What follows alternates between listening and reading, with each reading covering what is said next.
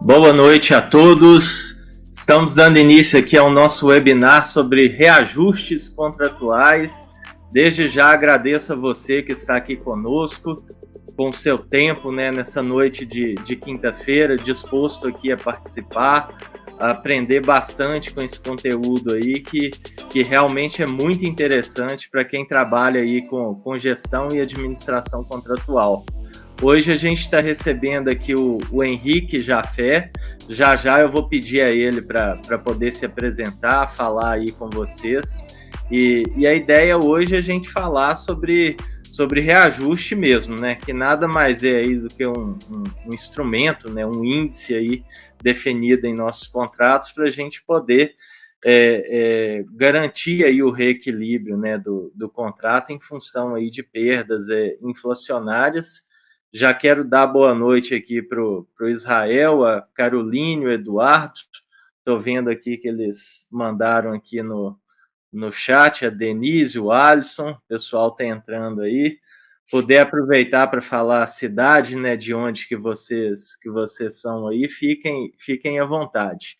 Henrique, pode se apresentar aí. Boa noite, pessoal. Primeiro, agradecer aí o convite, Léo, da gente poder compartilhar um pouquinho de conhecimento, trocar essa ideia sobre reajuste contratual, né, que é um tema bem importante, bem relevante nos contratos, né? Praticamente todos os contratos hoje têm a previsão de reajustes. E espero que a gente possa, né, contribuir aí para trazer informações bem legais e interessantes para vocês, tá? Me apresentando um pouquinho, eu sou engenheiro civil, né, graduado pelo UFMG, e também administrador de contratos, né, graduado pelo Cefet. Tenho pós em gestão de projetos pelo Dom Cabral, MBA em gestão de contratos pela PUC, né, PUC Minas. Vários cursos, né, de extensão. Acho que um ponto aí que eu levo para a vida é a questão do conhecimento, adquirir conhecimento constantemente. A gente nunca pode parar de estudar, né? Então, eu gosto muito de sempre estar fazendo um curso aqui, um curso ali e aprendendo cada vez mais, né? E espero que possa contribuir com vocês aí nesses 40 minutos que teremos. Valeu, Henrique. Isso é importante, né? O desejo aí de poder estudar e evoluir continuamente é o que nos move, né? Porque ninguém chega num ponto de saber tudo, né? Inclusive, gente, nós vamos fazer esse evento aqui, né? Vamos responder as perguntas de vocês, estamos dispostos. Só que pode ter coisa que a gente não sabe, tá? Aí nós vamos falar, o máximo que a gente vai falar é que nós não sabemos, mas a gente já está aí na batalha há um tempinho, então a ideia é contribuir bastante, né, com a rotina de vocês. Estou vendo aqui turma de Belo Horizonte em peso, né? Caroline, Israel, Denise, Rodrigo dando boa noite, o Rodrigo aqui é de São Paulo, o Anderson falando show, obrigado aí, Anderson. Luciene também dando boa noite. E nós vamos seguindo aqui a nossa pauta, né, do bate-papo com o Henrique. E para a gente dar início aqui, uma das coisas assim que me chama atenção, eu também trabalho com contrato, a gente tem muitas dores, né, muitas dificuldades aí no nosso dia a dia, na nossa rotina. Então, Henrique, o que a gente tem aí? Quais que são as maiores dificuldades, né, da turma que trabalha aí com gestão de contrato? Pode ir falando, e se vocês tiverem aí também alguma contribuição, fiquem à vontade aí para poder utilizar os comentários aí do LinkedIn e escrever também. Ô, Léo, é interessante esse ponto. O que eu vejo de dificuldade hoje, seja um gestor de um contrato, seja o preposto de uma contratada, né? Eu vejo um pouco de falta de entendimento, às vezes, na fórmula paramétrica de um reajuste contratual, como que o reajuste ele vai ser aplicado, né? Qual que é a data base daquele reajuste, enfim, entender qual que é o contexto do reajuste daquele contrato, como que ele foi negociado e como que ele de fato, né, vai ser aplicado. Realmente você aprofundar nessas questões, entender quais são os parâmetros utilizados, se é um contrato híbrido, se é um contrato estritamente de mão de obra, isso tudo muda, né, a fórmula de calcular e de aplicar o seu reajuste. Então, acho que principal ponto que eu entendo como dificuldade hoje é a clareza, né, nas informações, é o entendimento de fato do meu objeto do contrato e como que o reajuste é aplicado a ele, né.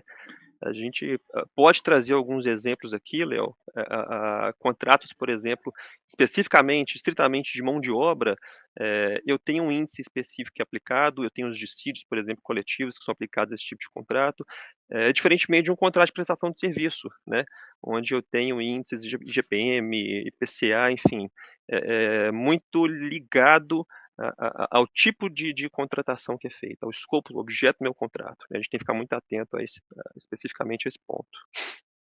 É muito problema, né, mas eu vejo aí muita questão da falta de clareza, né, às vezes a gente, em algumas cláusulas nos documentos, a gente não tem clareza e isso pode gerar aí interpretações diferentes, errôneas, mas temos várias dificuldades. Até um exemplo aqui, até por esses dias, nós fizemos um cálculo de um reajuste e aí a contratada, ela, eu lembro que deu 1% o acumulado, a contratada falou, não, dá 3%, porque a pessoa pegou todos os índices do ano e saiu somando. Aí eu falei, não, reajuste, né? A gente não é simplesmente somar, existe um método para calcular. Então, a importância, né? Eu sempre falo também em reajustes, a gente utilizar as calculadoras oficiais dos órgãos, né? Ou do Banco Central. Né, até o pessoal aí, se puder contribuir aí, eu não sei como que vocês fazem, porque existe o método, né, o cálculo por número índice, ou até mesmo fazer a análise mês a mês, mas, por exemplo, se você vai calcular em um índice, um IGPM, que é da FGV, né, um índice da FGV, então utiliza a calculadora da Getúlio Vargas, que é o órgão oficial aí do índice, né, vai calcular um IPCA, que é do IBGE, vai na calculadora do IBGE. A calculadora, tem alguém até perguntando aqui, Henrique, do Banco Central, é uma fonte muito utilizada, vocês recomendam o uso? Não sei a opinião do Henrique aí, viu, Israel? Eu recomendo utilizar ela quando você não encontrar o índice na calculadora oficial ou em alguma publicação deles, né, oficial, porque geralmente tem o acumulado a cada 12 meses. Tem o IPCA, tem algum outro índice aí do IBGE que não tem a calculadora do IBGE, é só IPCA mesmo. Então aí eu uso o Banco Central, mas eu sempre utilizo como fonte primária aí a calculadora do órgão oficial. Se é Getúlio Vargas, é o site do IBRE, da Getúlio Vargas. IPCA é no site do IBGE. Pode falar aí, Henrique, sua opinião. Não, eu concordo, tá, Léo. Acho que a gente deve priorizar sempre a calculadora oficial, seja da FGV, enfim, qualquer que seja a instituição que oficialmente calcula, né, que traz o índice da variação dentro de um período específico, vão buscar as calculadoras oficiais, tá? Não tendo, de repente, qualquer que seja o motivo o acesso, a gente pode sim buscar essas alternativas, Bacen, órgãos mais reconhecidos, renomados, né, mas, de fato, priorizar aquela calculadora oficial daquele índice específico, né, de quem realmente, o órgão que calcula aquele índice, né, variação mês a mês. De caminho é esse. O pai do índice, ele não vai ter uma calculadora que dê um resultado errado, né? A não Sim, ser que a pessoa lance os dados errados, né? Porque também tem muita dúvida de entendimento, né? Às vezes, dentro do site do IBRE mesmo, a gente vai calcular um reajuste, né, acumulado em 12 meses, a gente põe, por exemplo, de janeiro a janeiro, de fevereiro a fevereiro, ele vai nos dar o acumulado em 12 meses. Aí tem gente que, não, eu ponho 11 meses só e às vezes a pessoa tenta interpretar de outra forma e aí pode dar erro mesmo. Ficou esclarecido aí, Israel, para você que fez a pergunta? Se puder colocar aí nos comentários para a gente, ou se tiver dúvida, ainda fica à vontade aí para poder continuar escrevendo, tá? Ou outras pessoas aí também, se vocês utilizam outro método, né, e quiserem compartilhar tirar com a gente, né? a dúvida conosco, compartilhe aqui nos comentários. Ele respondeu aqui que sim. E dando sequência aqui à nossa pauta, né, não só esse assunto aqui das dificuldades, das dores, a nossa segunda pergunta aqui seria, né, como calcular, até acho que nós já falamos um pouquinho aqui, os reajustes de uma forma justa, né, e transparente, considerando aí as mudanças de mercado e a inflação. Exato, vamos lá. Primeiro ponto que a gente deve observar, voltando lá na pergunta um pouquinho do gancho, é o que está contratado, né? Qual que é o objeto do meu contrato? Eu contratei mão de obra, eu contratei material, eu contratei serviço, né? Dependendo do tipo de contratação, eu tenho índices específicos que vão compor a minha fórmula paramétrica, né? Eu posso ter um contrato só de mão de obra, onde eu vou aplicar um dissídio coletivo. Eu posso ter um contrato de prestação de serviço, onde eu vou aplicar ali o IGPM ou o IPCA, né? Ou eu posso ter contratos de mão de obra e prestação de serviço, né? Dando um exemplo aqui, contratos de limpeza. A gente tem mão de obra, né, atrelada, onde entra ali o cálculo do dissídio anualmente, e a gente pode ter também nesse contrato de limpeza fornecimento de material de limpeza, né? Onde entra ali a prestação de serviço, onde eu entro ali também com outros índices atrelados que não o dissídio, né? Então, primeiro ponto, Léo, que é importante a gente identificar o que compõe meu objeto contrato. Qual que é o tipo de serviço, o que eu estou vendendo, né, para minha contratada. É o primeiro ponto, né? Concorda, Léo?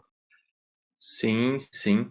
O entendimento do escopo aí, ele é muito importante e principalmente, acho que quando a gente fala de uma forma justa, né, e transparente, é usar índices oficiais, né, porque querendo ou não é o que nós temos aí, eles, né, os órgãos, tanto Getúlio Vargas, né, o próprio IBGE, eles têm as metodologias para, né, chegarem nesse valor no índice.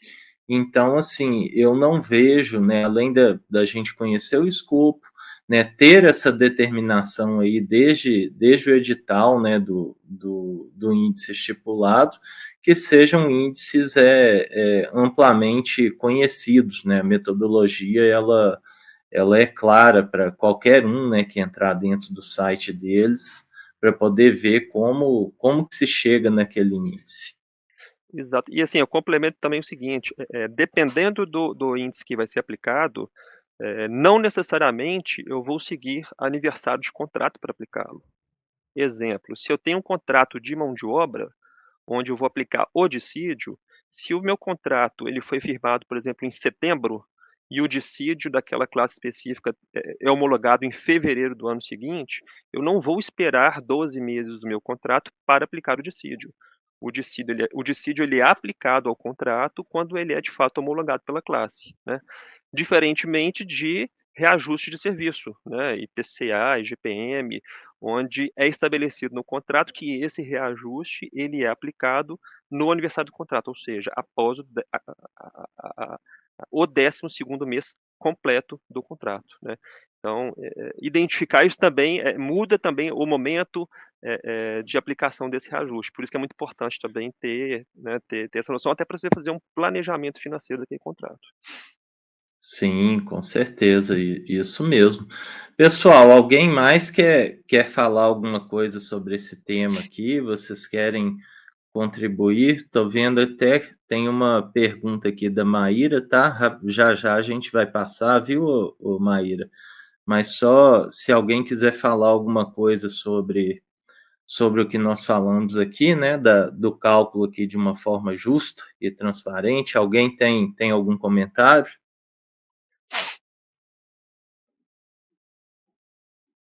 Se tiver, eu estou até esperando um pouquinho aqui, porque a gente acaba tendo um pequeno delay entre o streaming e o LinkedIn, mas vocês podem usar o chat aí. Qualquer coisa a gente volta, tá? Léo, essa pergunta da Maíra, ela vai muito de acordo com o final dessa pergunta nossa que a gente está comentando, que é a questão do impacto, né, nas condições de mercado, questão de inflação. Por quê? A gente viveu recentemente aí a pandemia, né? Isso foi muito visível em contratos de locação. Contratos de locação, praticamente todos, a gente aplica o IGPM, né? E o IGPM em 2021 ele simplesmente explodiu, né? IGPM e IPCA eles estão atrelados à inflação. Então, em tese, eles deveriam estar próximos um do outro numa variação anual. Só que em 2021 isso não aconteceu, né? A gente teve em 2021 uma variação do IGPM em 17,6%, se não me engano, variação anual. E o IPCA variou 10% no mesmo período. E quem tinha um imóvel, quem morava, né, ou mora num imóvel alugado, tomou um baita susto, porque quando foi a ser aplicada a cláusula de reajuste daquele aluguel, chegou um índice ali de 17, Altíssimo. 20%, altíssimo, né. Eh, o que fazer nesse momento, né? Primeira coisa, negociar. Né, acho que tudo pode ser negociado dentro de uma clareza, dentro de um compliance, dizendo assim, dentro das regras e limites de contrato, né, sempre cabe uma negociação, tá. E vocês podem se perguntar também por que essa diferença entre IPCA e GPM, se os 2 estão ligados à inflação, e 2021 teve esse boom do IGPM e não teve o boom do IPCA na mesma proporção. Até vocês entenderem um pouquinho, tá, da fórmula de cálculo. O IGPM, ele é calculado por 3 índices diferentes, né, onde a gente pega desde a cadeia inicial, lá na commodities, por exemplo, enfim, até a ponta final, que é o consumidor, né, o consumidor final. E o IPCA não, o IPCA considera só o consumo ali do consumidor final de fato, né. Então o que que a gente teve em 2021? Um boom no preço de matéria-prima, commodities, e isso afetou muito mais o IGPM do que o IPCA. Por isso essa diferença tão grande em 2021 entre os 2 índices comparativamente, onde deveria ser, mais próximo, que não aconteceu, né. Tá Eh certo. Uma dica nesse tema, sempre olhe no contrato a cláusula de reajuste, para que não fique explicitamente definido um tipo de índice apenas, né. Acho que um texto legal para uma cláusula de reajuste de contrato de serviço é que aquele contrato, após o aniversário, vai ser aplicado o índice IPCA ou IGPM, aquele de menor variação no período considerado. Isso te dá uma flexibilidade e uma negociação melhor ali no contrato, tá. É verdade. Só ler a pergunta dela aqui, porque acho que a gente está vendo, não sei se todo mundo viu, mas a Maíra perguntou: "É usual relativizar os índices para manter balanceada a relação contratual? Um exemplo de discrepância foi o IGPM na pandemia e ele agora". Realmente, o que que aconteceu aí? O que o Henrique falou, a gente teve muita negociação de contratante e contratada, né, no sentido de chegar aí num valor justo, porque houve um disparo aí e a coisa ficou bem, discrepante, né. Então a gente teve muita negociação e acordo mesmo, né, gente, porque às vezes nós temos as nossas legislações, as nossas regras, mas nada melhor aí do que um bom acordo, uma boa conversa para ser justo aí entre as 2 partes. E até quando a gente fala de reequilíbrio, não é reequilibrar o contrato somente para uma parte, né, só para a contratada. A contratante também ela pode se sentir, de certa forma aí, ter as suas dificuldades, né, de pagar e ter a necessidade de reequilibrar o contrato por parte dela, né, não é somente por parte da contratada, né, Henrique? Exato, assim, muito cuidado às cláusulas leoninas, né, o contrato ele serve para atender as partes, né, não apenas Isso. uma, né. E só um dado interessante também em relação a essa variação de IGPM, a gente pode ter também situações favoráveis, tá. Em 2017, por exemplo, a gente teve uma variação do IGPM que foi negativa. Ah, como assim, reajuste negativo? No caso de locação de imóvel, por exemplo, poderia ser aplicado uma redução na parcela do seu aluguel, né, porque a gente teve um IGPM em 2017 com uma variação negativa, né. Então quem tiver um imóvel alugado, fica atento às cláusulas de reajuste. Por quê? O que que o locador normalmente faz? Que aquele, variação do índice do IGPM no período específico do contrato, ele vale a não ser que ele seja positivo. Se ele for negativo, ele não é válido. Então, assim, essa é uma cláusula leonina. Se você identificar uma cláusula dessa no seu contrato, negocia. Tem que ser bom para ambas as partes. Quase sempre é positivo. Pô, mas se for negativo, eu também tenho o direito de ter uma redução no meu, né, no valor da minha locação. Então, a gente pode ter também ganhos, não só perdas, né, em relação à variação aí de índices anualmente, tá? Tá certo. Ô Maíra, dá o feedback aí pra gente se você ficou satisfeita aí com a resposta, se tem alguma dúvida, tá? A gente vai seguindo aqui, se for o caso a gente volta. Tem uma outra pergunta aqui da Caroline, ó. É uma regra os índices serem aplicados conforme a prestação do serviço? Na realidade, assim, eu entendo que o reajuste, tá, ô Caroline, ele é uma regra, o contrato passar de 12 meses, né, ele tem que ser reajustado, porque a gente tem, né, a variação inflacionária e é importante, né, até igual nós citamos aqui na resposta, ter uma certa flexibilidade aí entre índices, né? Porque, por exemplo, se tem só IGPM, é IGPM, mas se você coloca aí dois índices, desde o seu edital de contratação, né, e isso vai para o contrato, você já está definindo vamos dizer, a regra, né, e sendo clara ali com os proponentes e após o contrato, do tipo de reajuste, né, que o contrato ele vai estar sujeito, do tipo de índice, né? Então, para mim, a regra é essa: é desde o início estar previsto, né, no seu contrato a aplicação do reajuste. E a partir de 12 meses, realmente tem vamos dizer assim, o direito de se reajustar. Vai lá, Henrique.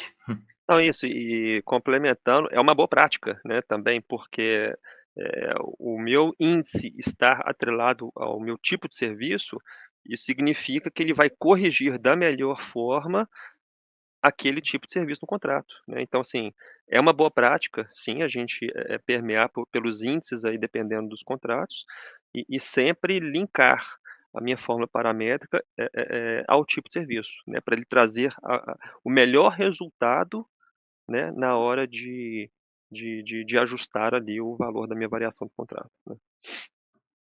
Tá certo. Ela respondeu aqui que está entendido, agradeceu, viu, Henrique? Caroline. Nós temos aqui uma pergunta também do Israel. Como lidar com os pleitos de redução de percentuais solicitados por alguma das partes? Geralmente clientes querendo pagar menos. Fala aí, Henrique, deixa você falar Olha, primeiro.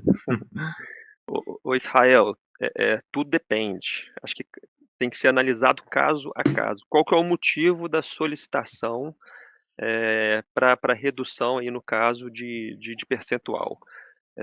A gente tem que analisar se está tendo algum tipo de desequilíbrio no contrato, né, esse exemplo da pandemia clássico, 17% de reajuste no contrato, ele vai ser, excessivamente oneroso para a contratante, né. Então sim, é legal a gente sentar na mesa, conversar e negociar um percentual diferente daquele. Então depende muito, é caso a caso, deve ser analisado qual que é o real motivo e se vai, causar desequilíbrio para uma das partes. Contrato é relação de ganha-ganha, né. Se não for ganha-ganha, muito provavelmente esse contrato não vai chegar ao fim. Então, acho que é plausível sim a gente falar de uma negociação dependendo do caso, né, Léo? E não chega ao fim e é prejuízo para todo mundo, Exato. né. Então a transparência e a justiça, né, ela tem que ser para as partes.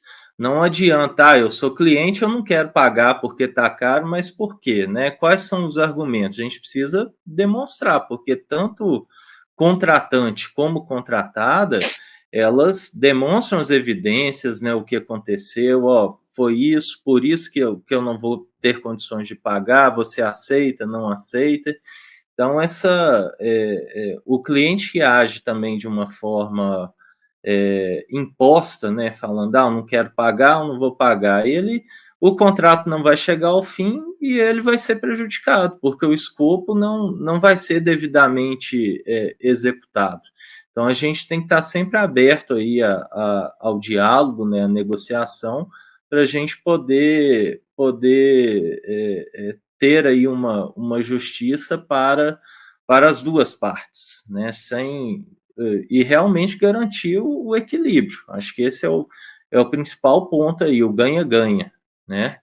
Tem um ponto aqui que o Rodrigo está mencionando, ô Léo, que assim, às vezes grandes empresas podem ali se utilizar do poder que ela tem para tentar impor algum tipo de redução, enfim. É, eu vejo que isso tem mudado um pouco no mercado. Está longe de estar do ideal, a Uhum. situação ideal, né? Mas eu tenho visto uma conscientização melhor na questão da relação ganha-ganha nos contratos, tá? A gente teve muito problema nos últimos anos em relação à prestação de serviço. As empresas perdem muito dinheiro em contratos que não chegam ao seu fim, que por algum motivo são paralisados, né? E faz-se hoje realmente esse cálculo, né? O trade-off, né? Poxa, vale a pena eu brigar tanto para reduzir? Qual que vai ser o meu resultado lá na frente? Muito, muito pior, né, do que eu sentar aqui e chegar num ponto em comum. Agora, casos extremos, a gente sabe que também a gente tem a possibilidade da judicialização, né, de pleitos, né? Se a gente entender que é contratual, que é um direito e que deve ser aplicado de alguma forma, sempre há nos contratos ali o foro definido, onde a gente pode sim judicializar esse pleito, né? É, o Rodrigo está até colocando aqui, ó, o Leonardo sabe disso. Rodrigo, alguns anos atrás, nós trabalhamos aí numa construtora, né? Mas assim como o Henrique colocou aqui, eu vejo que essa visão aí das grandes empresas, a tendência é mudar, porque isso, na Diedro, Rodrigo, isso mesmo.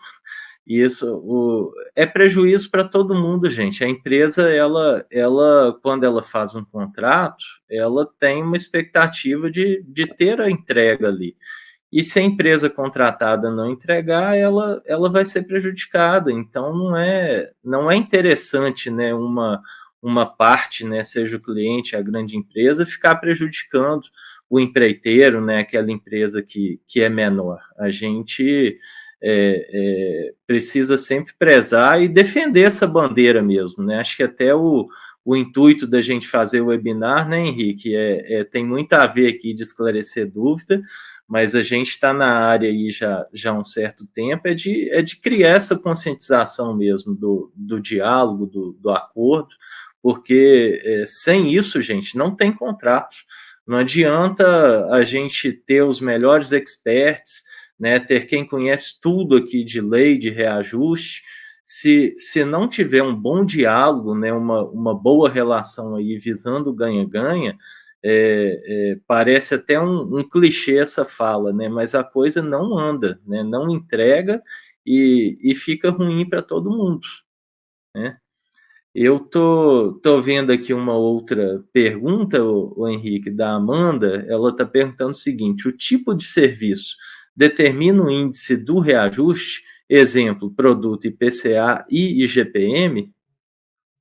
Isso, Léo, como a gente mencionou, basicamente sim, Amanda, por boa prática, sim, né? Porque contratos de prestação de serviço ou relação de consumo, a gente tem os índices específicos que vão corrigir aqueles valores conforme a variação daquele mercado específico, né? Então sim, o tipo de serviço, o tipo de objeto, né, contratado, ele vai trazer sim aqueles melhores índices a serem aplicados que vão trazer o reajuste correto, né, para a variação naquele contrato. Então, é uma boa prática, como eu disse, tá? É bom a gente ficar atento, sim, ao objeto e o tipo de índice que vai ser aplicado naquele contrato. Inclusive a flexibilidade, né, de ter um índice ou outro, Exato. Sempre né? com os olhos abertos a essa possibilidade. deixando aberto sendo o IPCA ou o IGPM, por exemplo, e deixando claro que vai ser aplicado conforme o menor índice dentre esses 2, né. Então, não ficar sempre exclusivo a apenas um índice. Aí, Amanda, você pode escrever aí, tá? Se está respondido ou se tem alguma dúvida. Ela colocou aqui, esclarecido, tá certo. Legal, a turma hoje está bem participativa aqui. É bacana isso, porque o evento aqui é para É uma troca. vocês e juntos que a gente cresce. Exato, é uma troca. Tá certo. Seguindo a nossa pauta, a gente tem um tema aqui para a gente discutir que é o seguinte, né? Em qual situação que eu devo aplicar, né, o reajuste contratual e quando devo considerar um reequilíbrio econômico em meu contrato. A gente já entrou nesse tema aqui em algumas falas, né, anteriores, mas a gente podia aprofundar aí mais um pouquinho, Henrique. Bom, vamos lá, reajuste contratual. O reajuste, como o próprio nome diz, ele está escrito no contrato como ele deve ser aplicado. Então, quando a gente fala de reajuste, a forma correta de aplicá-lo é conforme está escrito e definido no contrato, né. E 99% das vezes, numa prestação de serviço, é completado um ano de contrato, aplica-se, dependendo ali do índice, atrelado, né. E basicamente é o quê? O reajuste? É corrigir, né, o valor unitário ali da minha prestação de serviço, baseado na variação da inflação do último ano. Então, falando de reajuste, a gente deve sempre, seguir o que está escrito no contrato, certo, Léo? Certo, com certeza. E agora, quando a gente vai considerar um reequilíbrio, aí vai Ó, depender, né, gente? Vai depender se as condições mudarem. Aí tem até o que a gente chama de revisão também, né? Que ela, apesar de não estar prevista, mas tendo aí as devidas evidências, né, da parte, a solicitação, isso pode acontecer também visando aí, né, o equilíbrio contratual, o ganha-ganha, para que nenhuma das partes fique prejudicada. assim, a gente tem que estar muito atento, eh, no reequilíbrio econômico no seguinte ponto: eh, qual que é o fato gerador? Ele tem que ser sempre um fato inesperado. Né, um reajuste de valor unitário de contrato, porque eu não fiz um orçamento adequado para aquele tipo de serviço, isso não é um reequilíbrio econômico, né. Infelizmente isso é tratado na relação contratual, como um desvio de orçamento, né. Então, reequilíbrio econômico, ele é estritamente relacionado a fatos inesperados. Pandemia, por exemplo, pandemia é um caso clássico recente, onde, várias readequações contratuais foram necessárias para que a gente pudesse adequar à nova realidade, né. Aí sim, fato totalmente inesperado, onde, negociações foram feitas para que o equilíbrio contratual fosse, alcançado novamente, por isso o reequilíbrio. Então, muito atento à causa raiz, daquela solicitação da contratada, tá. Se realmente é um reequilíbrio ou se não, ou se é um fato que remete ao contrato que não foi devidamente ali considerado na etapa concorrencial, né. Isso e realmente são pontos aí de atenção, né, de quem trabalha com administração contratual e reajuste que a gente tem que sempre colocar aí no nosso radar, né, para que a gente faça o nosso trabalho, a nossa entrega da melhor forma possível. O Rodrigo está fazendo um comentário aqui, MRV tem uma moeda que se chama MRV, que é um mix de índice que gera esta moeda. Tudo dela é medido em MRVs. É, Aqui bacana. eu estou entendendo que é um sistema de controle da própria construtora, Rodrigo. É isso? Se você puder escrever aqui. Que a MRV, ela, né, vende os apartamentos e aí eu entendo que ela vai ela mesma, né, deve ter um controle aí das suas obras para saber, né, se está dentro do previsto, se não está.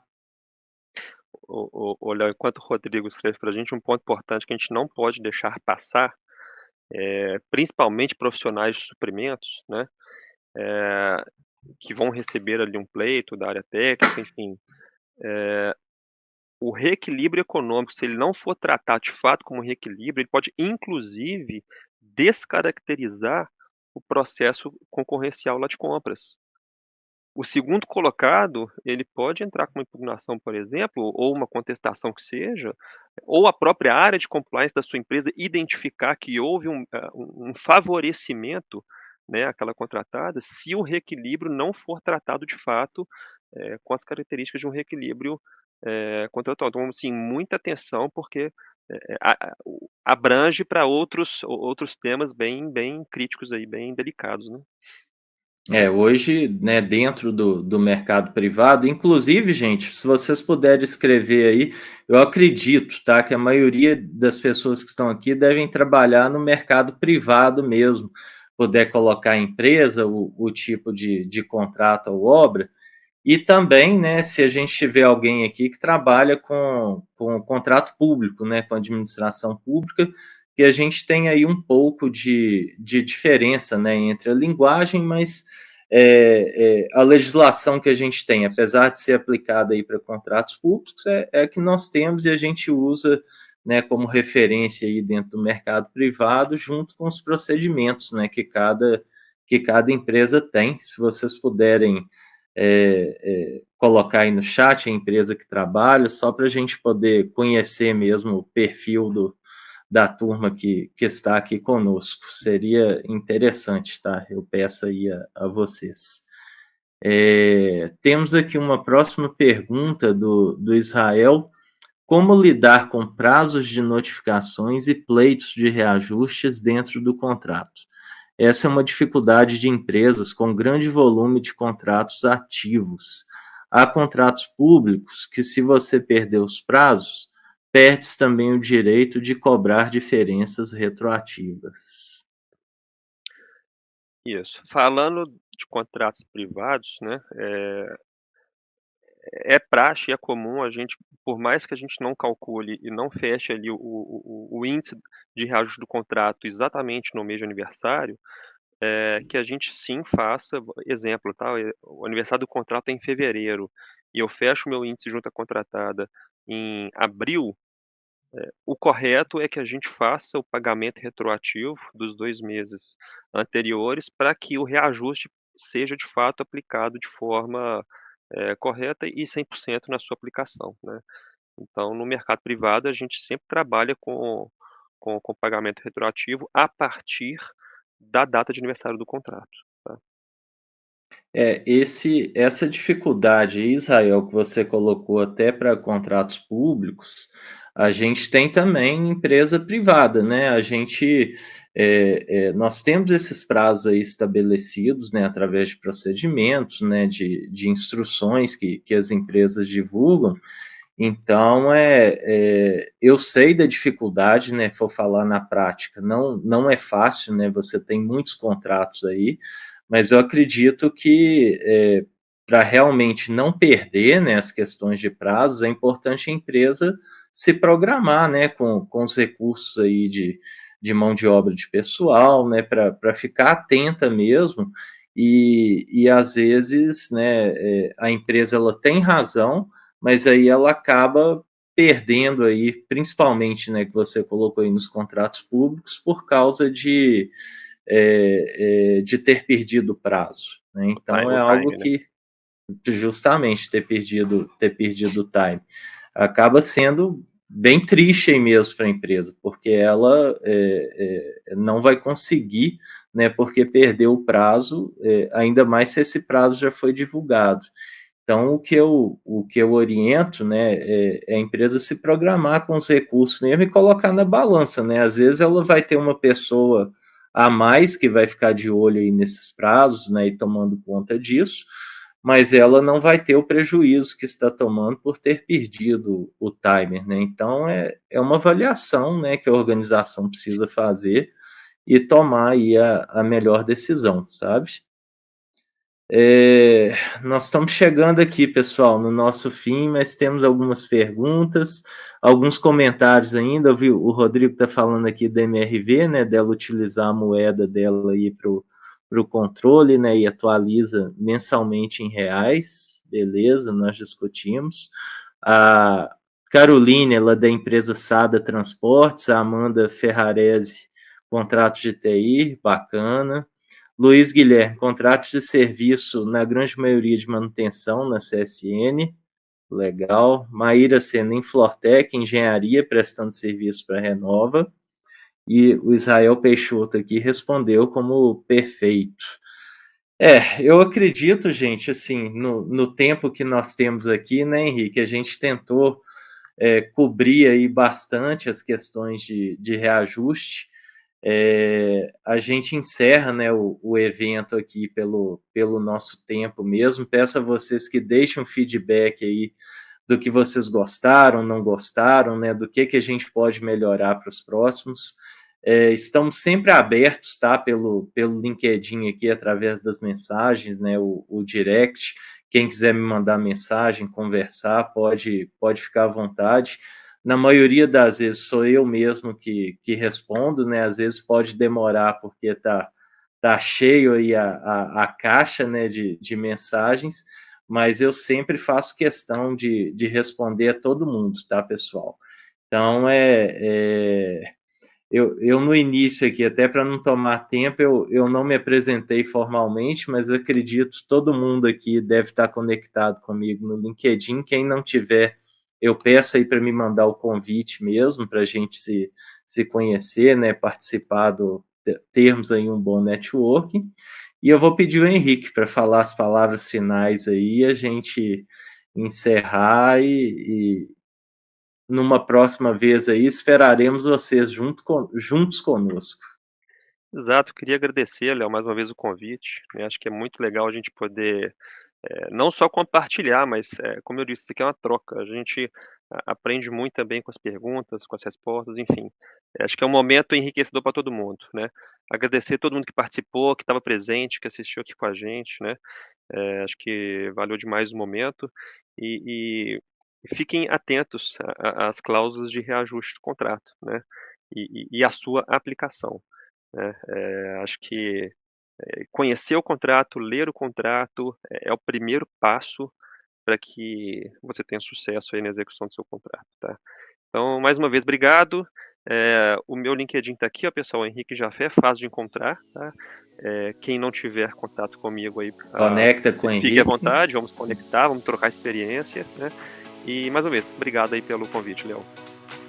Tá certo, Henrique, eu agradeço. O Henrique, além de ser um grande parceiro, é um grande amigo, né, uma pessoa que eu considero bastante e, né, por isso que ele está aqui, né, além da experiência, né, de caráter, é um profissional aí sensacional.